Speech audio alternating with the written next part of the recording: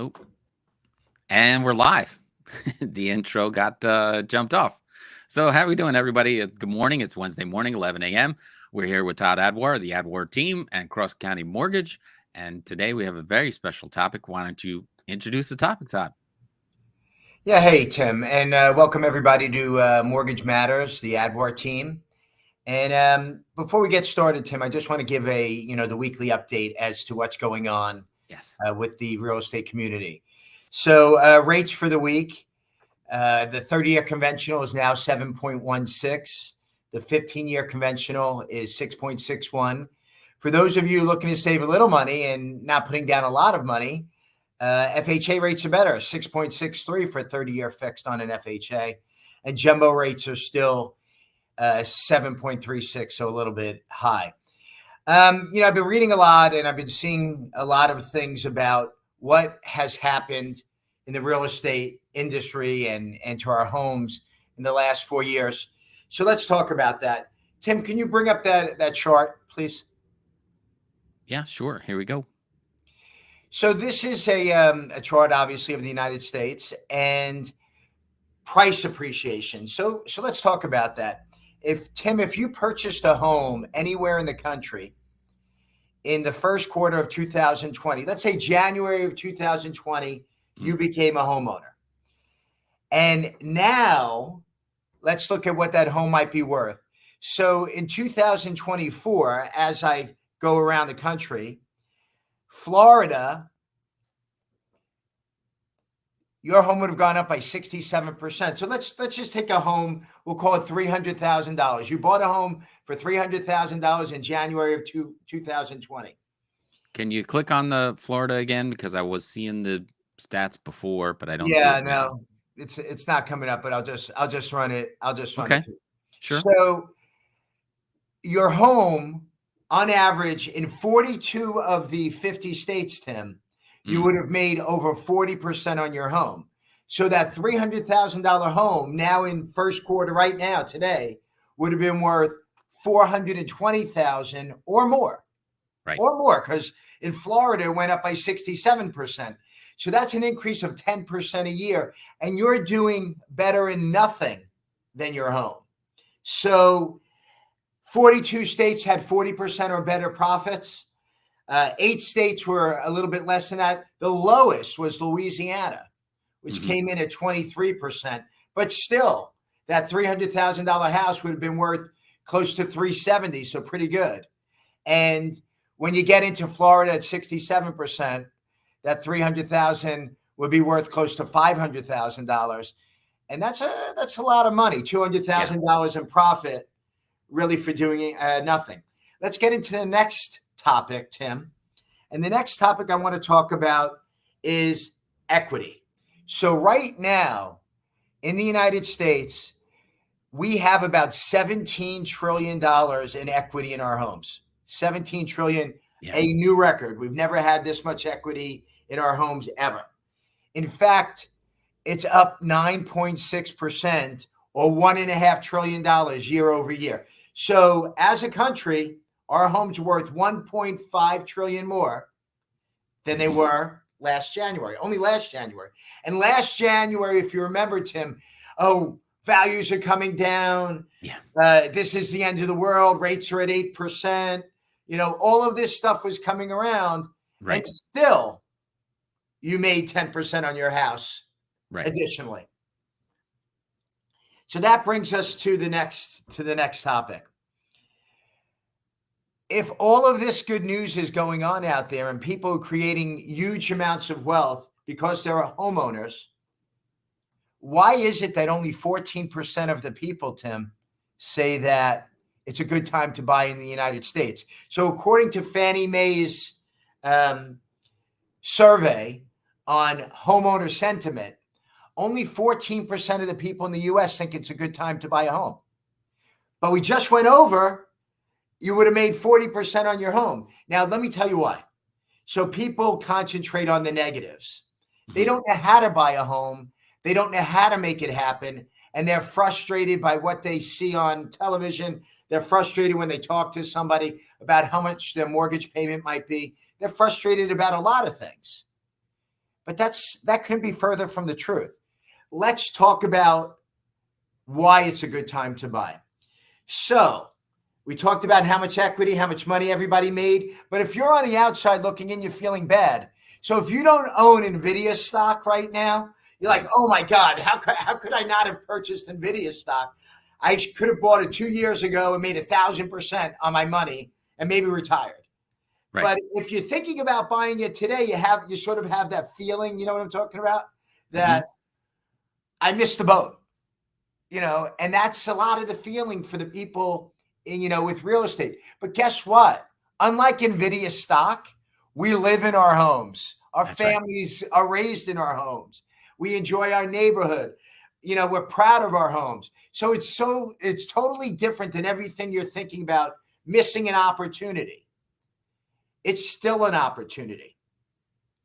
So the first thing I wanted to talk about, now that we've gotten into some of the numbers, is, okay, how do we get out of our heads?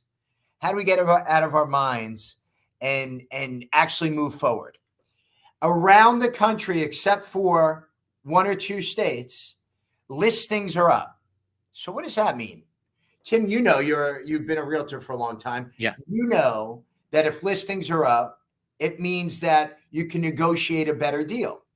And I'll give you an example. We talked about Florida being up 67%, but they're also up 70% in listings right now.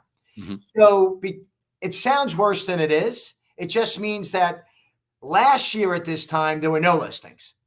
Right. Now there's getting to be a reasonable amount of listings in the Florida area, so you can negotiate better. So I think, and from what I hear from people and what I read, I think that when they hear what the payment's going to be on a home, they think, oh my God, I can't afford that. I can't afford that. But you know what? Year over year, I saw something where I think it wasn't year over year, it was over the last few years. Rents are up 25% around the country. Yes. So your rent's not getting cheaper. So the fact that your mortgage payment's higher for now, they go hand in hand. So the rents are not getting cheaper. So here's what you can do with the fact that there are more listings around the country. There are something called a buy down, Tim. And what people do, smart people, first-time home buyers do, is they come in and they say, yeah, I know rates are around 7%, but I could start out for my first year at 4%. My second year, at 5%, my third year at 6%. And then after that, year 4 through, 30, if the rates haven't gotten lower, I'll be at 7%. Now, hopefully our income's going up. Hopefully the young couples, they're going to make more money, or young people, they're going to make more money over time. The first-time home buyers. But we get the seller. We negotiate with the seller. Hey, we'd like you to buy down our interest rate. We'd like to do that. We'd like you to buy down our rate. And the seller buys down the rate. It's called a seller's concession. They buy down our rate. And now, instead of maybe on a $420,000 house, now instead of, a $3,000 principal and interest payment, now we're getting it down to under $2,000. And yes, it's going to go up, but it's going to graduate in steps. And when it graduates in steps, it doesn't hurt as much. Right. We can plan for it. We can prepare for it. There's a lot of things that we can do. So that's one thing that we should be doing as buyers when we're making offers. Talk to the sellers and say, hey, I want to buy your house, but I want you to buy down my rate. Right. And now that's a quick question about that. Is it normally a yearly step up program, or is this different than an adjustable rate, which will adjust after 5 years? It's safer than an adjustable rate. You certainly can get into an adjustable rate. We like those now as well. But if you don't get into adjustable and it's a little too risky for you, it's a step up program that's guaranteed. You know exactly where your payment's going to be in the first year, exactly where it's going to be in the second, third, and then 4th through 30. You never have to worry about it. And so if the rates it's generally 1, 2, 3, and then your Well, set. normally it's 1 and 2. Normally it would be 5, 6, 7. But now Okay. with there being more listings, I think you can negotiate for even more with the seller to 4, 5, 6, 7. Okay. So 3 good years. And if the rates come down like we're expecting, you won. Right. You won big. You got into the house. You could afford the payment. You got used to the payment. Because a lot of making a payment, Tim, is getting used to it. Right. Sure. Okay, so we're not doing this, we're not doing that. It really is getting used to it. The second thing that we see that people should start considering is to cover your taxes, to cover your insurance, to cover a bunch of different items.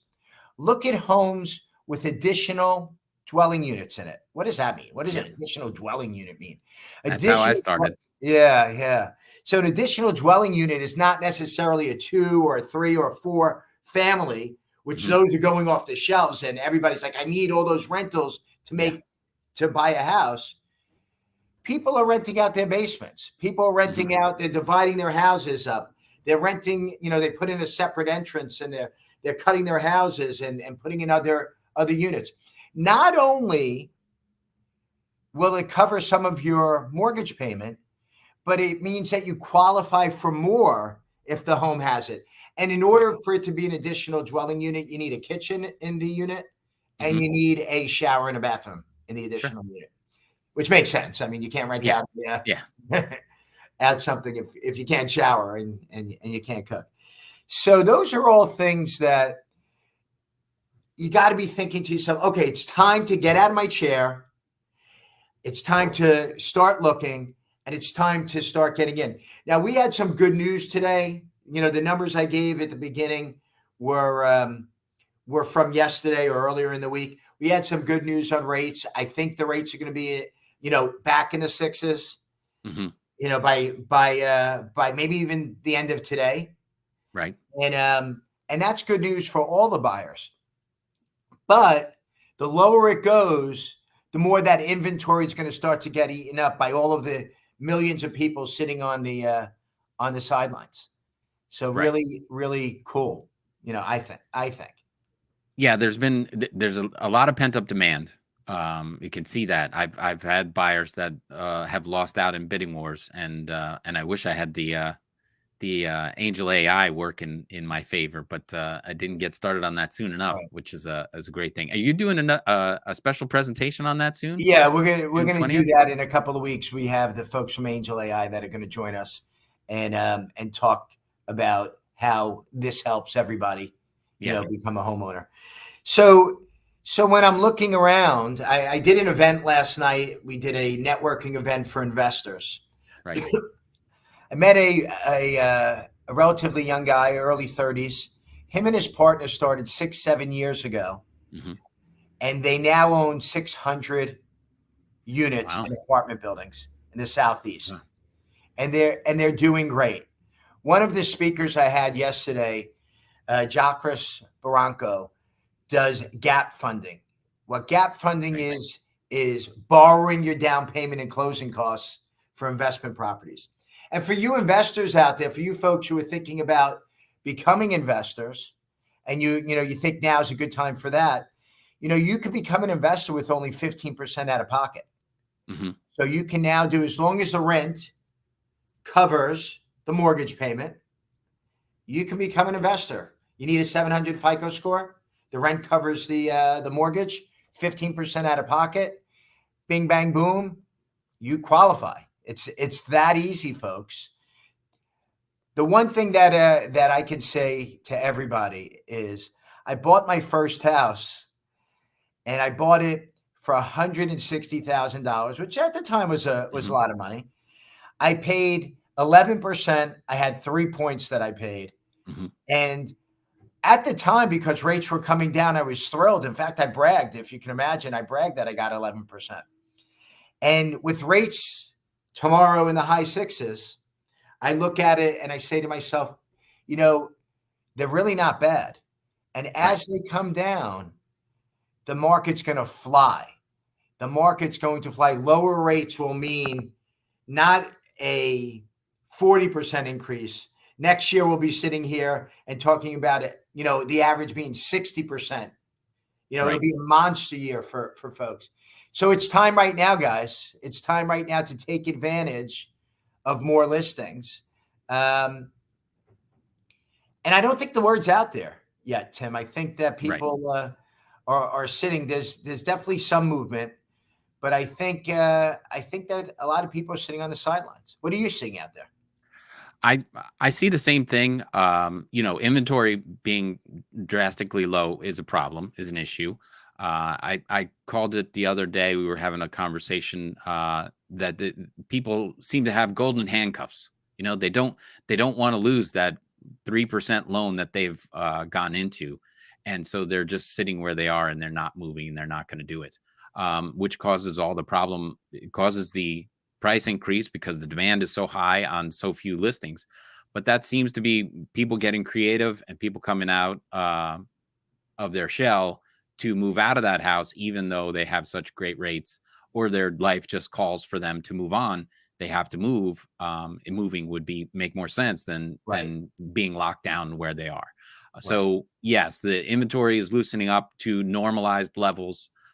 You've given numbers which make people go, oh, it's crashing. It's not crashing. We're coming back to a normal market. Oh, And we're so far from from crashing. oh It's yeah, I mean that's the thing. I mean, when you say numbers like, oh, we're up 45% in listing numbers, that's okay because we were recklessly low in listing numbers in the amount of inventory listings that we needed. So it's a possibility. I had a client say it best to me about a year ago. They said when my wife and I went shopping for a home, we thought we were going into a supermarket yeah, and buying a loaf of bread. right, And you just say, well, this loaf of bread is $4, this is $3.90, this is $4.20. But you know what? I want raisins in my bread, so I'll pay $4.50. yeah, Okay. And then they found out that there were only a few loaves of bread on the at the aisles, and everybody wanted to eat that day. that's it. So that's the biggest thing that people don't realize when entering the market for the first time.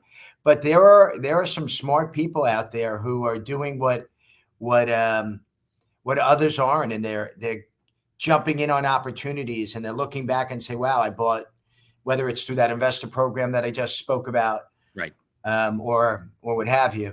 And they're going in and they're buying home after home after home. And they look the next year and they're like, okay, my homes are worth X amount more. And they're okay. yeah, As long as the rent's covering the mortgage, they're right, okay with taking that leap and saying, okay, next year when I refinance, or 2 years when I refinance, the rents are going up, my rent's going to be more than covering my mortgage. yeah, yeah. So we'll see. Yeah, the thing is that, like I was saying, people are in their houses at good mortgages, don't feel forced to move. This is completely different than in '08, where everyone was getting money and the financials were changing. The banking industry was changing. Everything else is in a very solid place, and we're not poised for some collapse like we had in '08. There, that's not the market correction that's coming. We need to So, normalize, and then people can move about wherever they need to be and whatever their lifestyle calls for. And that it shouldn't cause for alarm that people, oh, the market has to come down, it has to crash, nothing goes up forever. We're in for a soft landing because so many people are in great positions in their houses. So right. there's not going to be a sell off like, everything's ruined, and then people are picking stuff up off the floor. I just don't see that happening at all. I So see, you're right. So instead of moving, people are getting second mortgages and mhm, doing construction to their home. They right, they live in a 3 bedroom, but they need 4 bedrooms. And mhm, they're doing construction. They're borrowing from the equity, which, right, folks, you have nothing to do with your equity going up. It's just you were in your home right, and it went up for everybody in the neighborhood. It means you're smart to be a homeowner, but it means we didn't do anything. I had nothing to do with the equity going up in my right, home. right, So people are borrowing money. But here's what happens, interestingly enough. They have that 2%, $200,000 second mortgage, first mortgage. And then they get a $120,000 mortgage at 8%. Right. And all of a sudden, they're looking and they're like, well, you know what? I'm really at 5% when I average the two. And then they wake up one day and they say, you know what? I could buy that. I could buy that house. As long as you're not taking the equity out of your home and buying a new car or going on vacation or what have you, if you're being responsible with that money, right, you're going to do great. Look, we all have college to pay for and things like that there's no way around. And that happens, but those are things, event things that come along that we have to pay for. And it's certainly a good way to use our house. People are definitely doing that. Yeah. All right, so next week. Yeah. So next week, Tim, we're going to be talking to a reverse specialist, Michael O'Connor. And Michael's going to be talking about, for seniors, buying their home with a reverse purchase, which people don't really do. They have all this money, all this equity. They're going to buy a new home. And what does that mean? That just means that they're not going to have a payment going forward. And for you seniors who are living on fixed income, cut it out. Don't tell me that you want to leave all this money to your kids. Live your life. Your kids want you to live your life. Do a reverse mortgage, have no payment for the rest of your life, and now you have more cash flow to live the rest of your life. You could even get money every month. And contact me, or Michael will be here next week. We'll talk about that. So a lot of good things coming up on the show. We look forward to it. And I think that's it for today. Very good. Well, I'll just remind everybody, I had the banner up. Please like, share, and subscribe. Michael's looking for more subscribers to the channels. We have Facebook and YouTube and a Twitter going on as well. We're broadcasting too. So please, and of course, remind everybody that they can always ask their questions live and reach out to Todd. All his contact information was up before, but there it is again. So please do that. And we're live every Wednesday morning at 11 a.m. Sound good? Great. All right, then. I'll play us out, and we'll see you all next week. Okay. Bye-bye.